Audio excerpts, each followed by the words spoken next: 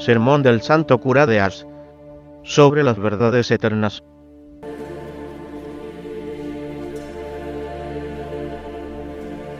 Hace falta, pues, hijos míos, que estas verdades sean muy poderosas y muy saludables, ya que el Espíritu Santo nos asegura que, si las meditamos seriamente, jamás pecaremos.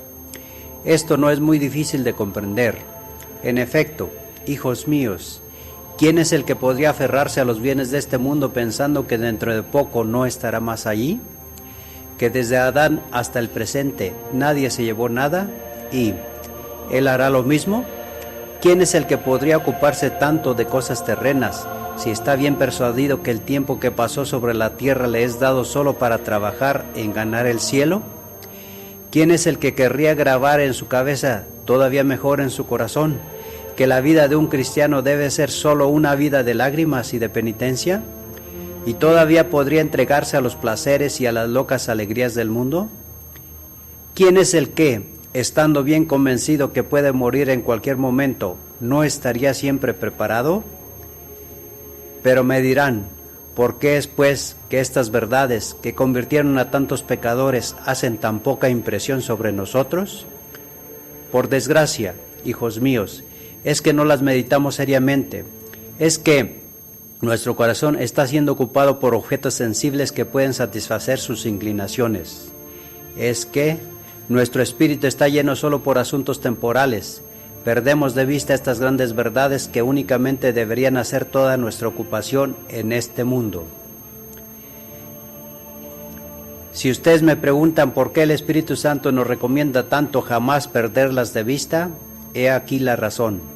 Es que no hay nada que sea más capaz de separarnos de nosotros mismos y de los bienes de este mundo.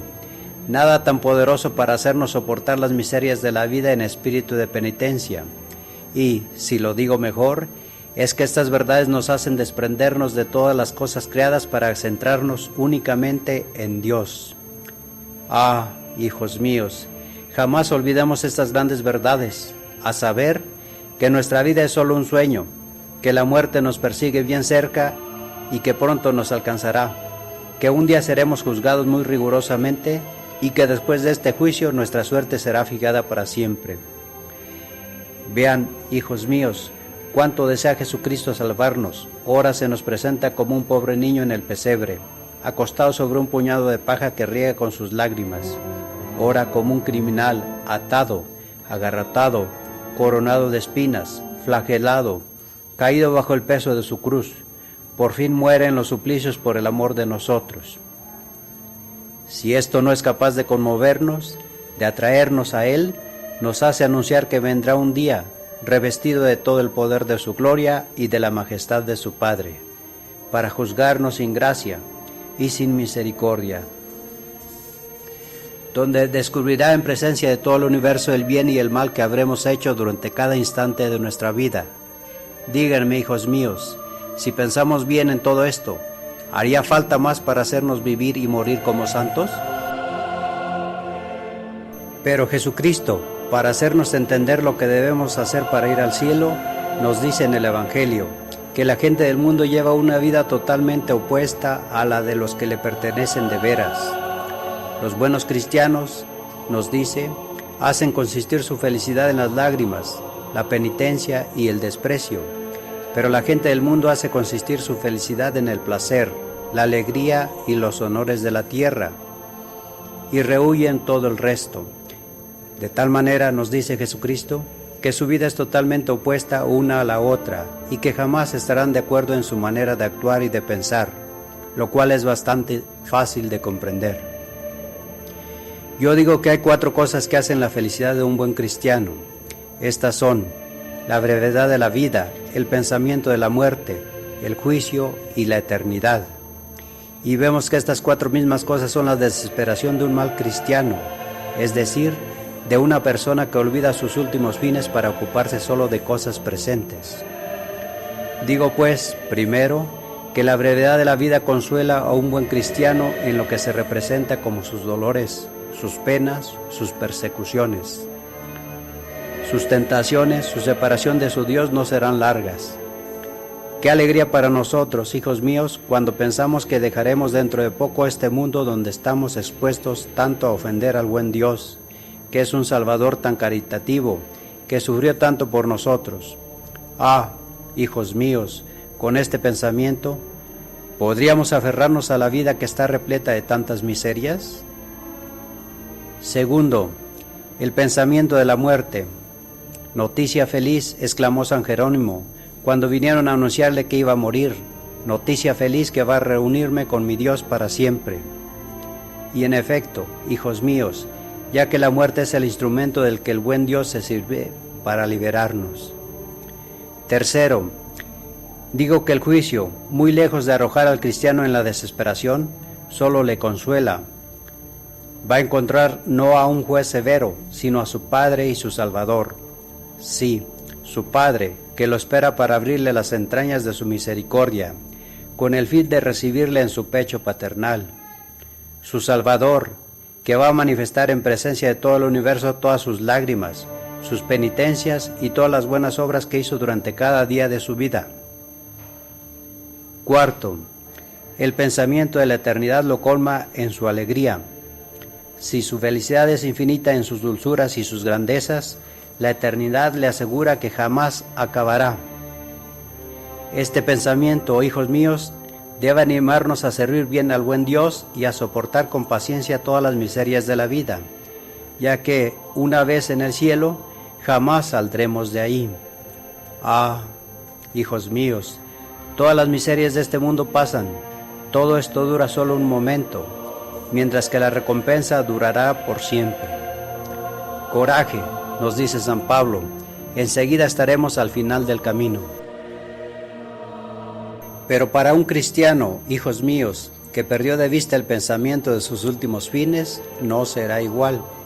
Primero, la brevedad de la vida es una pena y una amargura que lo enturbia y lo roe hasta en medio de sus placeres. Segundo, hace todo lo que puede para alejar el pensamiento de la muerte. Todo lo que le recuerda lo asusta. Remedios y médicos, todo es llamado a su socorro a la menor advertencia de que la muerte se acerca. Cree siempre que podrá encontrar la felicidad aquí abajo, pero no, se equivoca. Este pobre desgraciado, dejando al buen Dios, deja lo que podría proporcionarle la felicidad. Será forzado a reconocer, a la hora de la muerte, que pasó su vida buscando el bien que no pudo encontrar. Fuera de Dios, por desgracia, muchas penas, muchos sufrimientos, punto de consuelo y punto de recompensa. Antes de su partida, tendrá a bien exclamar, como este rey de quien nos habla la Escritura en el Antiguo Testamento, el que viéndose a punto de dejar la vida y todos sus bienes, decía: «Ah, hace falta pues que muera, que deje todos estos grandes bienes, mis arriates y mis bellos jardines, para ir a un país donde no conozco a nadie». Por desgracia, la muerte, que es el consuelo del justo, se hace su desesperación. Él tiene que morir y no hay que pensarlo mucho. Tercero, el juicio. Ah, triste pensamiento. Hay que ir a rendir cuenta a Dios de una vida que es solo una cadena de pecados y de buenas obras que puedan tranquilizarlo. Ve claramente en el momento de su partida que el buen Dios lo había puesto sobre la tierra solo para servirle y salvar su pobre alma, y solo ultrajó al buen Dios y perdió esta alma bella. Ve, comprende bien en este momento que el buen Dios no quería perderlo, sino absolutamente salvarlo, y que son sus pecados que le fuerzan a condenarle. Cuarto, la eternidad. Ve que en algunos minutos va a ser arrojado al infierno. Mi Dios, qué desesperación. Pero si el pensamiento de la eternidad consuela tanto a un cristiano, en que su felicidad jamás acabará, el mismo pensamiento completa la desesperación de este pobre desgraciado. Ah, pensamiento desesperante. Hay que comenzar su infierno para jamás acabar. Ve, entrando, un desgraciado Caín que arde desde el comienzo del mundo y que no es más adelantado que el que acaba de entrar. Entonces, los mismos demonios que lo llevaron al pecado con tanto furor, le presentarán ante sus ojos con el fin de volver su suplicio todavía más severo. Todas las gracias que el buen Dios le había ganado por su muerte y su santa pasión, ve cómo, hasta sobre la tierra, salvándose, habría sido más feliz. Ve cómo Jesucristo era bueno para aquellos que querían amarlo. Pero a pesar de todas estas reflexiones, que para él serán como tantos infiernos, tendrá que resolverse a beber durante toda la eternidad, con toda la boca, la hiel del furor del que debía ser toda su felicidad. Si hubiera querido amarlo, triste meditación que este mismo cristiano hará durante toda la eternidad, diciéndose: el tiempo despreciado, el alma reprobada, el Dios perdido, el cielo rechazado y la eternidad de sufrimientos. ¡Ah, cielo! ¡Qué desgracia! Aquí está, hijos míos, lo que hace el que pierde de vista sus últimos fines. Pero posiblemente me dirán: usted dice que hay una eternidad desgraciada para el pecador, pero ¿podría pues demostrárnoslo? Sería muy fácil, hijos míos, pero sería afrentar a cristianos. Sería mucho mejor para ustedes si pudiera convencerles de la necesidad donde se encuentren de hacer todo lo que puedan para evitar los tormentos. Si ustedes quieren, les diré sobre eso bien 2 palabras de paso, ya que son tan ignorantes o tan ciegos como para tener alguna duda sobre eso. Escúchenme bien. Aquí está lo que nos dice el Espíritu Santo por la boca del profeta Daniel. Hay 2 tipos de hombres. Hay los que son justos, hay los que son pecadores. Unos mueren en la gracia de Dios, otros en su odio. Todos aparecerán un día delante del buen Dios, todos se despertarán del sueño de la muerte. Todos serán juzgados y recibirán una sentencia sin apelación, después de lo cual unos no tendrán que temer nada más y otros nada a esperar. Pero la diferencia que se encontrará entre unos y otros será muy grande, porque unos se despertarán para ir a gozar de una gloria eterna, otros para ser cubiertos de oprobios, estropeados en todo tipo de dolores, y esto durante toda la eternidad. El Espíritu Santo nos dice por todas partes cuál será la suerte de los pecadores en la otra vida. Nos dice: el Señor difundirá por su carne el fuego con el fin de que ardan y a fin de que eternamente sean devorados. El santo rey David dice que el pecador que despreció a su Dios durante su vida será echado en el infierno. Si ustedes quieren ir más lejos, San Juan Bautista, recomendándoles a los judíos el bautismo de la penitencia para prepararles a la llegada del Mesías, todavía les dice cuál será la suerte del pecador en el otro mundo, diciéndoles que Jesucristo vendrá un día que separará el buen grano del mal grano y la paja. A los granos buenos, que son las personas justas, el Padre Eterno los pondrá en su granero, que es el cielo. Los malos granos y la paja, que son los pecadores, serán atados en manojos y los echarán en el fuego, que es el infierno. Allí habrá lágrimas y rechinar de dientes. Jesucristo nos dice en el Evangelio que el rico malo muere y que el infierno es su sepulcro, donde sufre de dolores infinitos. Lázaro, él es llevado por los ángeles al seno de Abraham, es decir, lugar sin tormentos. En otro lugar nos dice, hablando del pecador: id malditos al fuego que fue preparado para el demonio y a los que le imitaron. San Agustín nos dice, hablando del pecador: ve, maldito, despreciaste a tu Dios y sus gracias durante la vida. Ve, maldito, serás precipitado en un estanque de fuego y de azufre durante toda la eternidad. No, hijos míos, no, todo esto es inútil. No hay necesidad de ir a pruebas tan grandes para mostrarles que hay una vida feliz o desgraciada, según que bien o mal habremos vivido. Abran solamente su catecismo y encontrarán allí todo lo que deben creer, saber y hacer. En efecto, hijos míos, ¿cuál es la primera pregunta que se les hizo cuando vinieron a la iglesia para hacerse instruir? ¿No es esta? ¿Quién los crió y conservó hasta ahora? ¿No respondieron simplemente que era Dios? ¿Y por qué? Como le dijimos, le respondieron para conocerlo, amarlo, servirlo y por este medio ganar la vida eterna. Aquí está pues toda la ocupación de un buen cristiano y toda su felicidad. Debe aprender a conocer a Dios, es decir, a saber los medios más seguros que debe emplear para agradar al buen Dios, evitar el mal y hacer el bien. Digo, hijos míos, que debemos querer al buen Dios. Hijos míos, no nos engañemos. Si no queremos al buen Dios en este mundo, jamás tendremos la felicidad de amarlo en el otro. ¿No les dijimos cuando vinieron al catecismo que si no salvaban sus almas, todo está perdido para ustedes? ¿Qué tendrían de hermoso llorar durante toda la eternidad, en lo que no adelantarían nada? ¿No les dijimos, haciéndoles distinguir el bien del mal, que un solo pecado mortal podría perderles para siempre? Que el pecado es el único mal que deben temer, ya que tiene el poder de separarnos de Dios por toda la eternidad, arrojándonos en el infierno. ¿No le dijimos que moriríamos un día y que cada día puede ser el último para nosotros? ¿No les hicimos recordar que en el momento en que moriremos seremos juzgados rigurosamente y que todo lo que hicimos durante nuestra vida del bien y del mal nos acompañará al tribunal de Dios? ¿No tenía razón el decirles que solo tenemos que saber lo que está en nuestro catecismo y tenemos todo el conocimiento necesario para salvarnos? Cuando vinieron aquí en su infancia, ¿no les dijimos que después de este tiempo que acabaría pronto, vendría otro que jamás acabará, el que encerrará todo tipo de bienes o de males, según el bien o mal hechos?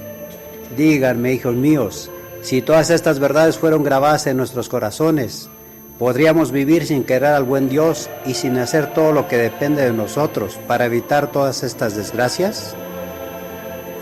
Por desgracia, hijos míos, que estas verdades han asustado a santos y convirtieron a grandes pecadores y empujaron a penitentes a osar de rigor en sus penitencias y sus maceraciones. Leemos en la historia que San Ambrosio, escribiéndole al emperador Teodosio, que había cometido un pecado más bien por fascinación que por malicia, le decía: tuve una visión donde el buen Dios me mostró que, viéndole venir a la iglesia, debía cerrarle la puerta, que su pecado le había hecho indigno de entrar en ella. Después de la lectura de esta carta, el emperador comenzó a derramar lágrimas en abundancia. Sin embargo, fue según su costumbre a presentarse a la puerta de la iglesia en la esperanza que el obispo se dejaría tocar por sus lágrimas y su arrepentimiento. Pero el obispo, muy lejos de dejarse doblegar como estos ministros cobardes y complacientes, viéndole acercarse a la iglesia, le dice, según la orden que había recibido de Dios, de detenerse, que era indigno de entrar en la casa del que se había atrevido a ultrajar y de comenzar a expiar su pecado.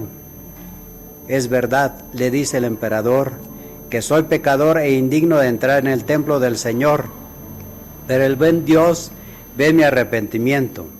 David pecó mucho y el Señor le perdonó mucho. Pues bien, le dice San Ambrosio, si usted imitó a David en su pecado, imítele en su penitencia. El emperador, sin replicar nada a estas palabras, se retira.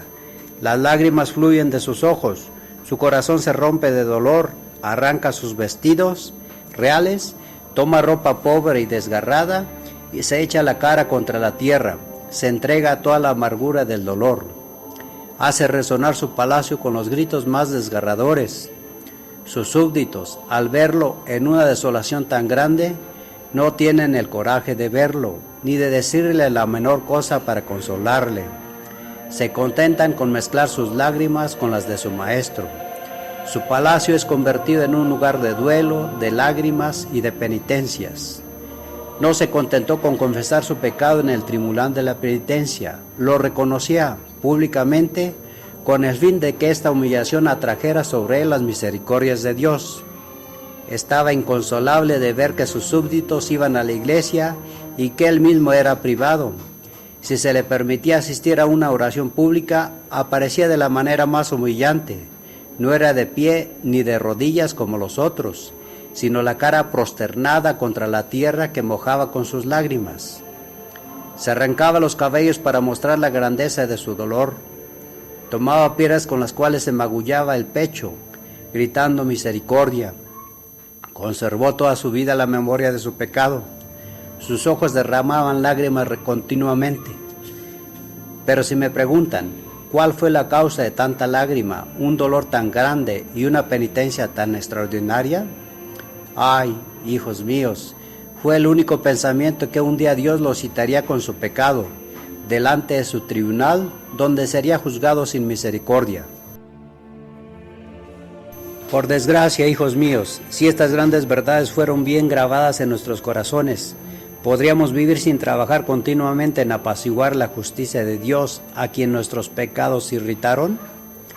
En efecto, hijos míos, ¿quién es el que, pensando que está en este mundo solo para salvar su alma, todavía podría procurar engañar, perjudicar a su prójimo? ¿Quién es el que quiere enriquecerse por medios desleales, si está bien convencido que todos estos bienes que recoge a costa de la salvación de su alma, en un tiempo va a dejarlos a sus herederos, posiblemente a ingratos, que les disiparán en desenfrenos, sin hacer posiblemente la menor oración para el descanso de su alma? Pero, aunque hicieran buenas obras, si él dejó su alma en pecado, estas buenas obras no le sacarían del infierno. ¿Quién es el que todavía podría entregarse a los entretenimientos del mundo, que son tan cortos y tan funestos a nuestra salvación, perdiendo de vista el gran asunto de su eternidad? ¿Quién es el que, estando bien persuadido que un solo pecado mortal puede condenarlo, tendría el coraje de cometerle? ¿O quién, teniendo la desgracia de haberle cometido, todavía podría quedarse en un estado tan deplorable, donde la mano de Dios puede golpearle a cada instante, y no se apresuraría a recurrir rápidamente al sacramento de la penitencia, único remedio que el buen Dios nos ofrece en su misericordia? ¿Quién es el que, hijos míos, pensando que puede morir en cualquier momento, no viviría siempre temblando sobre el borde del abismo? ¿Quién es el que se aferraría tanto a la vida, pensando que posiblemente mañana no estará más allí? ¿Quién es el que, hijos míos, estando muy seguro que en un momento a otro irá a aparecer delante de su Dios, será juzgado rigurosamente, siempre no temería sufrir el mismo juicio tan temible a los más justos? ¿Quién es el que, hijos míos, estando muy seguro que después de esta vida perecedera tendremos una feliz o desgraciada, según que bien o mal hayamos vivido, no pondría todos sus cuidados en merecer los bienes que el buen Dios les prepara a aquellos que lo aman? Ah, hijos míos, digamos todavía mejor, ¿quién, meditando bien estas grandes verdades, no viviría y no moriría como santo?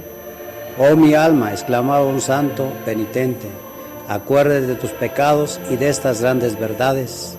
Jamás olvides de dónde vienes, a dónde vas, de quién recibiste el ser, a quién debes dar tu corazón, lo que aportaste naciendo y lo que te llevarás saliendo de tu exilio. Por desgracia, hijos míos, apenas soñamos con todo esto hasta ahora. Por desgracia, esperamos para pensar en eso que nuestras lágrimas y nuestras penitencias sean sin fruto. Que seríamos felices, hijos míos, si estas grandes verdades podían disipar las tinieblas que nos ciegan sobre el asunto de nuestra salvación. Si teníamos la felicidad de estar bien convencidos que fuimos solo pura nada y miserable lombriz, que somos solo pecadores y culpables, que seremos un día eternamente felices si evitamos el pecado y eternamente desgraciados si seguimos nuestras inclinaciones. Por desgracia, hijos míos, para prepararnos el paso terrible, posiblemente tenemos solo algunos instantes. Volvamos a nuestros corazones, hijos míos, para ocuparnos solo de estas grandes verdades, únicas dignas de ocuparnos, únicas capaces de convertirnos. Dejemos pasar, hijos míos, lo que pasa y perece con nosotros. Atémonos a lo que es eterno y permanente. Digamos a todas las cosas de aquí abajo, como todos los santos, no eres el principio ni el fin, ya que posiblemente mañana usted o yo no seremos más.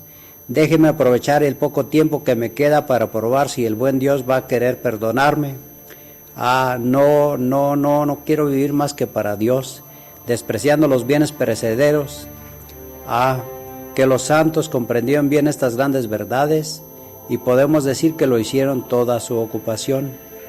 Leemos en la historia de la Iglesia que un gran número de santos, penetrados por las verdades eternas y por la nada de este mundo, lo despreció y abandonó, para ir a encerrarse en monasterios o a sepultarse en el fondo de los bosques, para tener el medio de meditar estas verdades con más tiempo libre. Y allí, en antros sombríos y oscuros, separados del ruido y del tumulto del mundo, se ocupaban solo de estas verdades inmutables y, penetrados por estos grandes sentimientos, ejercían sobre su cuerpo todos los rigores de la penitencia que su amor por Dios podía inspirarles. La oración, el ayuno y la disciplina le reducían su cuerpo a un estado digno de la compasión más grande. La mayoría comían solo algunas raíces que encontraban removiendo la tierra. Si comían algunos pedazos de pan, los remojaban con sus lágrimas, viéndose forzados en aliviar un cuerpo que estaba tan muerto como vivo. Así, pasaban su vida que era solo un martirio continuo.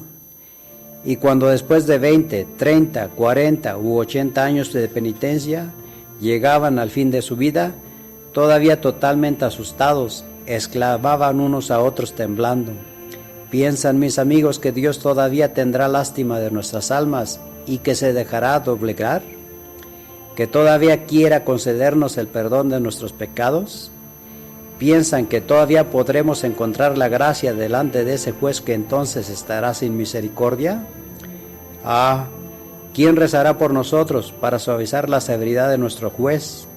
Ah, ¿todavía podemos esperar tener un día aparte en la felicidad de los hijos de Dios?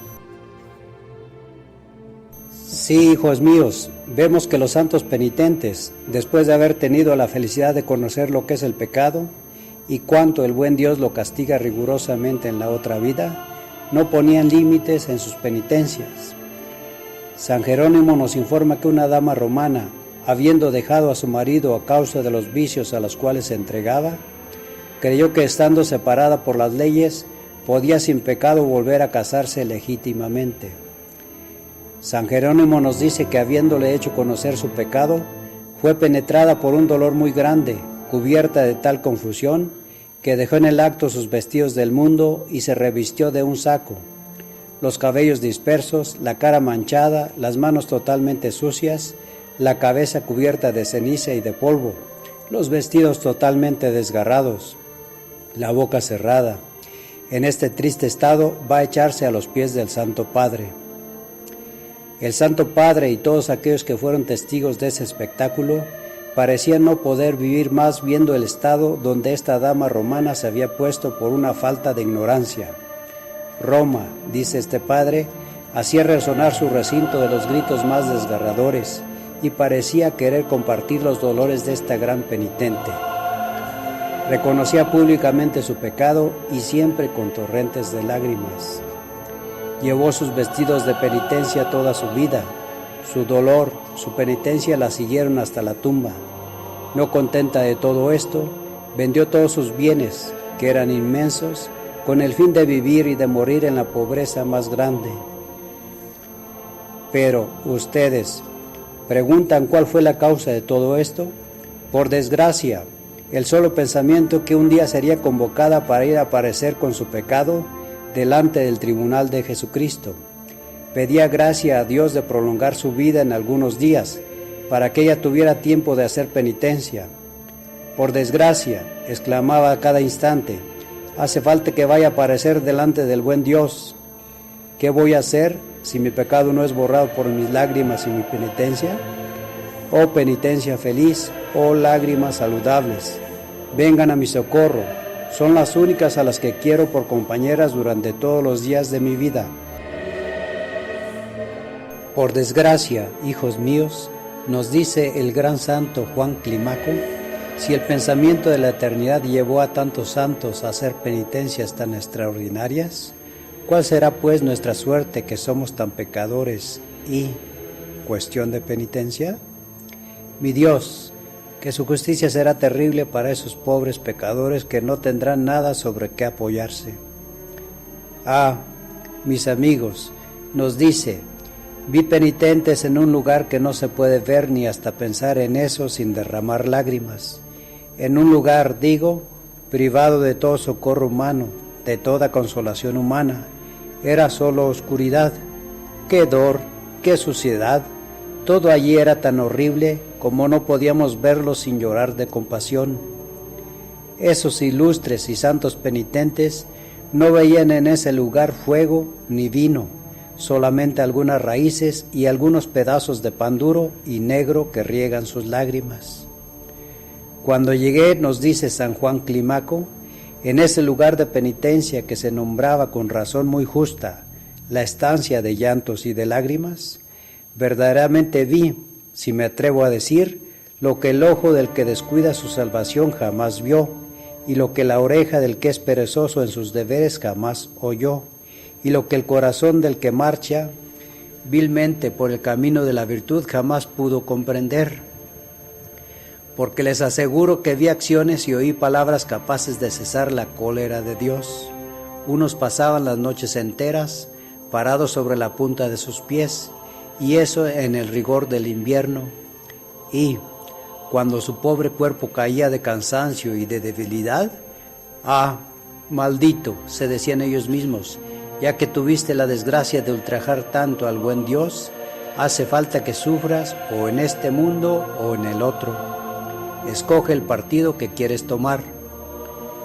Los sufrimientos de este mundo son solo de un momento, mientras que los de la otra vida son eternos.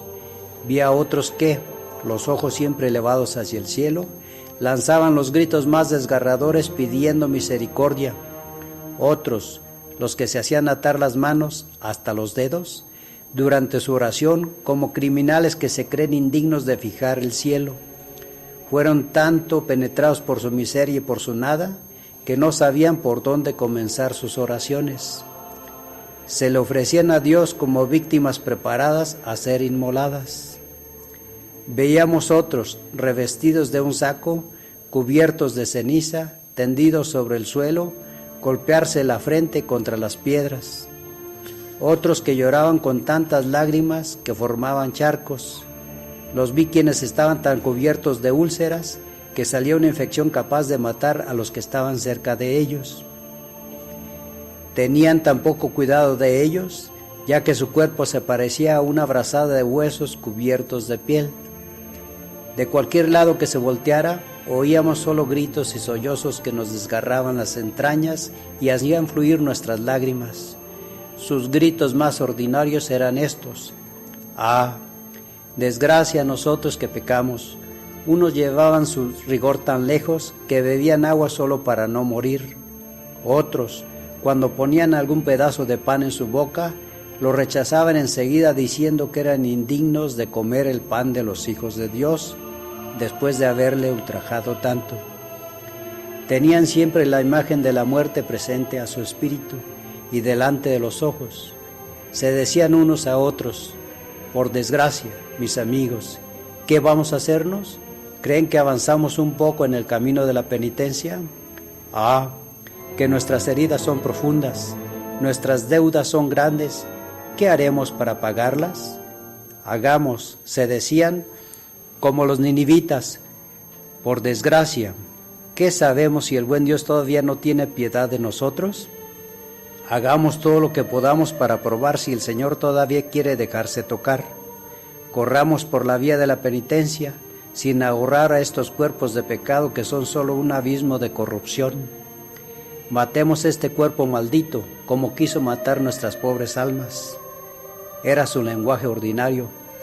Bastaba, nos dice San Juan Clímaco, con mirarlos para llorar amargamente. Tenían los ojos abatidos, hundidos en la cabeza, no tenían más pelo en los párpados. Sus mejillas estaban tan retiradas que parecía que el fuego las había asado. Tanto les era ordinario de llorar a lágrima viva. Su cara estaba tan desfigurada y tan pálida que parecían muertos que habían permanecido 2 días en la tumba. Había quienes se magullaban tanto el pecho con piedras que a varios se veía la sangre salirles por la boca. Varios le pedían a su superior ponerles los hierros en el cuello y en las manos y las trabas a los pies. Algunos los mantuvieron hasta la tumba. Eran tan humildes, querían tanto al buen Dios, tenían tanto dolor de sus pecados, cuando se veían muy cerca de ir a aparecer delante de su juez, cuando rogaban en gracia que su superior no los sepulte, pero les eche en algún río o en un bosque para servir de pasto a los lobos y a las fieras? Aquí está, nos dice San Juan Clímaco, la manera en la que vivían estas almas santas e inocentes. Cuando fui de vuelta, continúa el mismo santo, y que el superior vive que yo estaba tan deshecho que apenas podía reconocerme, y cuando parecía no poder vivir más, pues bien, mi padre me dice, ¿usted vio los trabajos y los combates de nuestros generosos soldados? No pude responderle por las lágrimas y sollozos, tanto me había asustado este género de vida en cuerpos humanos. Por desgracia, hijos míos, ¿dónde estamos? ¿Cuál sería nuestra suerte y nuestra eternidad si Dios demandara a tantos de nosotros? No, hijos míos, jamás el cielo para nosotros si hace falta tanto. Si por lo menos sin hacer esas grandes y espantosas penitencias, tuviéramos solamente la felicidad de dejar de pecar y de comenzar hoy a amar al buen Dios, ¿todavía podríamos esperar la misma felicidad? Mi Dios, que somos ciegos a nuestra felicidad eterna. Por desgracia, hijos míos, esos grandes santos a los que admiramos sin tener el coraje de imitarlos, dígame, ¿tenían un evangelio diferente a seguir? ¿Tenían otra religión a practicar? ¿Tenían otro Dios a servir? ¿Otra eternidad a temer o esperar? No, sin duda, hijos míos, pero tenían la fe que no tenemos, que casi apagamos por la multitud de nuestros pecados.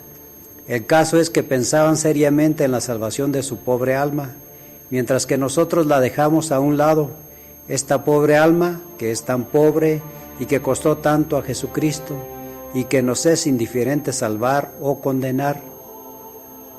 El caso es que meditaban sin cesar sobre estas grandes y terribles verdades de la otra vida, la pérdida de Dios, la magnitud del pecado, una eternidad feliz o desgraciada, la incertidumbre de la muerte, el abismo temible de los juicios de Dios y la continuación de un futuro feliz o desgraciado, según lo bien o mal que hayamos vivido.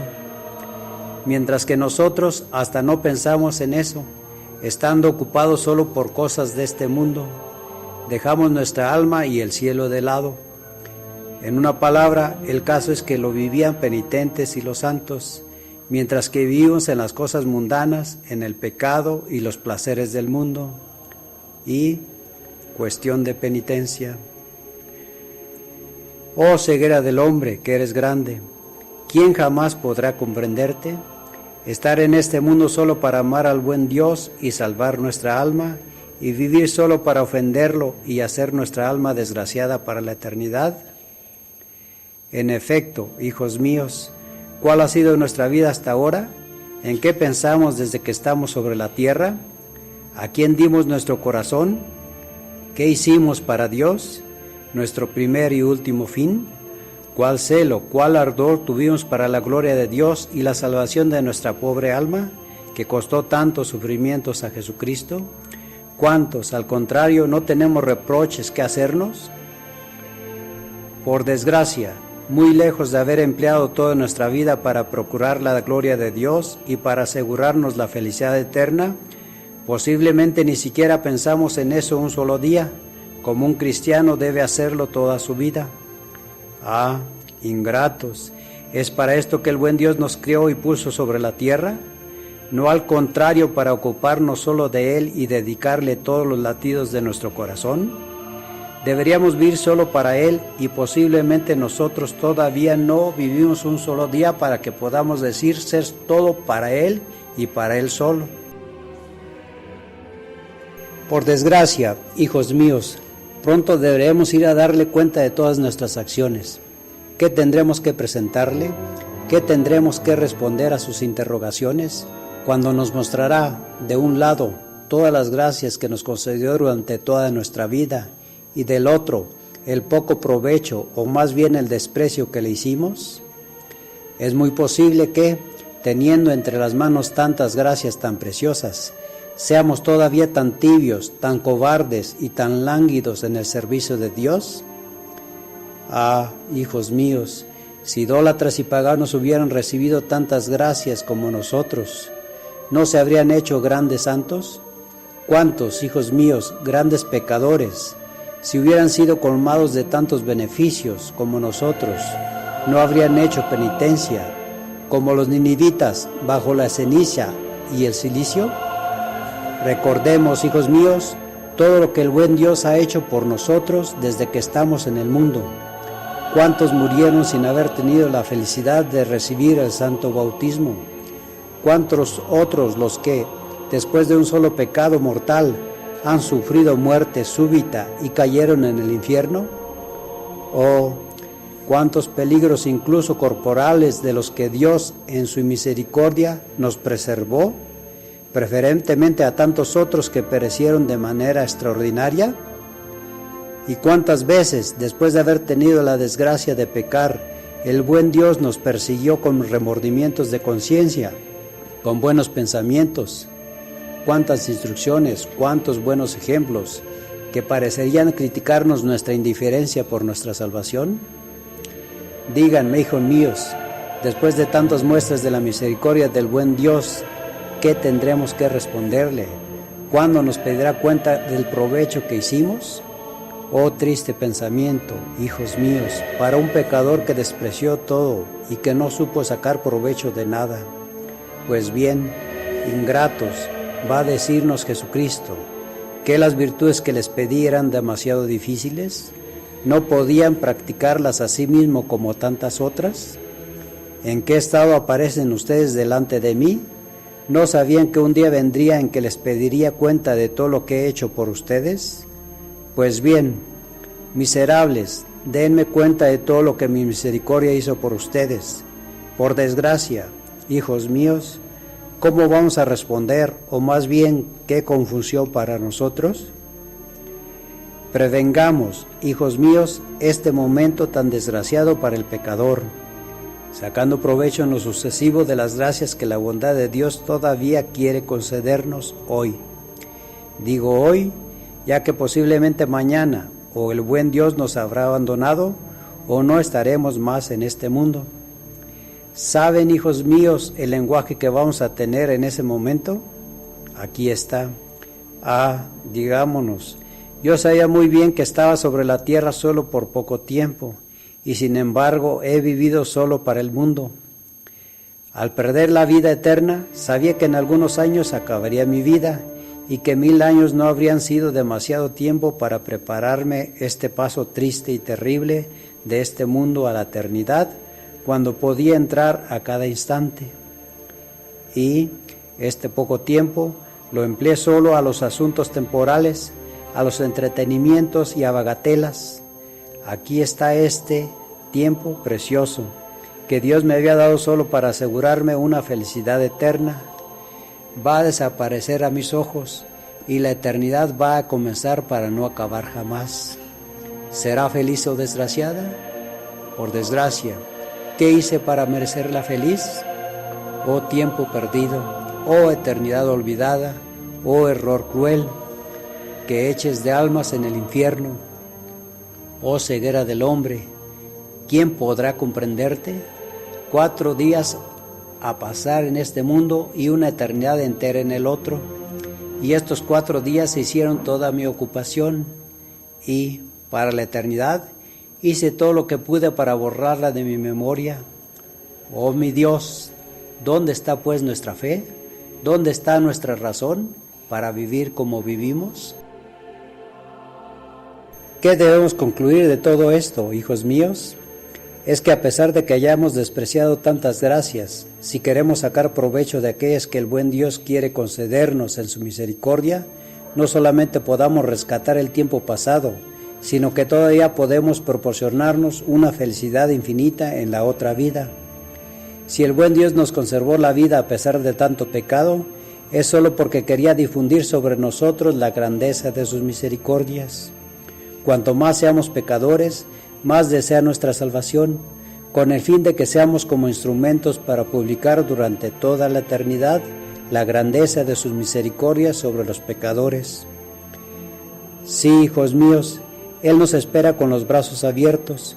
Él nos abre la herida de su divino corazón para escondernos a la severidad de la justicia de su Padre. Él nos presenta todos los méritos de su muerte y pasión, con el fin de pagar por nuestros pecados. Si nuestra vuelta es sincera, Él se encarga de responder por nosotros al tribunal de su Padre, cuando seremos interrogados para dar cuenta de nuestra vida. Feliz el que obedece a la voz de su Dios que le llama. Feliz, hijos míos, el que jamás ha perdido de vista que su vida es muy corta, que puede morir a cada instante y que después de esta vida será juzgado para una eternidad de felicidad o de desgracia, para el cielo o el infierno.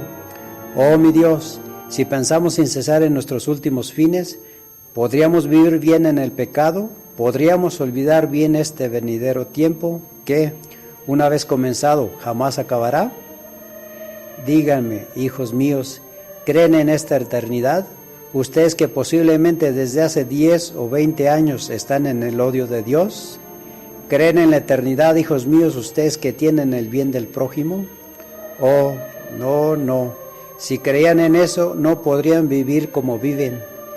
Dígame, miserable, desde hace tantos años tiene pecados escondidos en sus confesiones. Es culpable de tantos sacrilegios como lo hizo de comuniones. Por desgracia, si lo creía un poco, usted mismo no moriría de horror pensando que en cualquier momento está expuesto a ir a dar cuenta de todas esas infamias delante de un juez que estará sin misericordia.